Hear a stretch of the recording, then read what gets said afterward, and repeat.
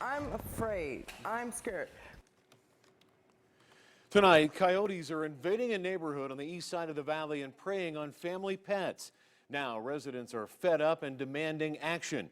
13 Action News reporter Brian Callahan is live near Tropicana and Boulder Highway with more on why wildlife officials say the coyotes are making themselves at home. Brian.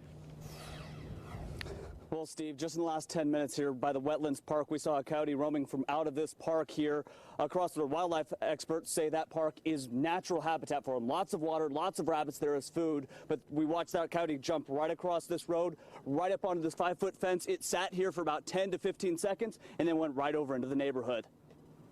I believe that he was trying to protect her when the coyotes came over. Bonnie is now without her Clyde after her brother was attacked last week in the backyard. Both of the dogs met us at the door. Okay.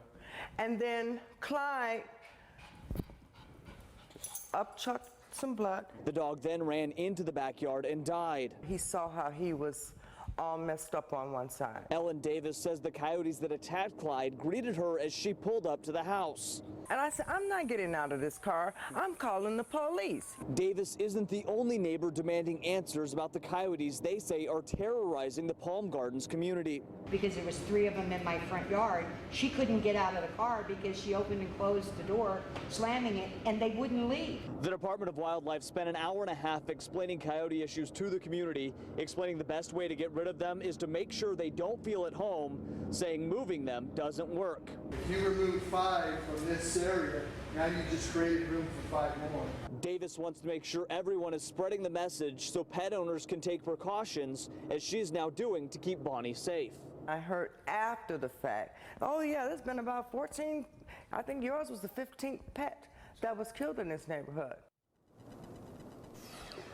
If you take a look here at this video, you can see that coyote we saw crossing the street. We actually watched it circle the parking lot of the Wetlands Park before crossing the street and jumping up on that fence and sitting there before making its way over. Now, if you want to protect your pets in these types of situations, wildlife officials say it's best that if you feed your dogs or cats outside to clean up that food afterwards so it's not sitting there to welcome those coyotes in. They also say it's a good idea to limit how much water you leave out because that can also attract coyotes. Reporting live, Brian Callahan, 13 Action News.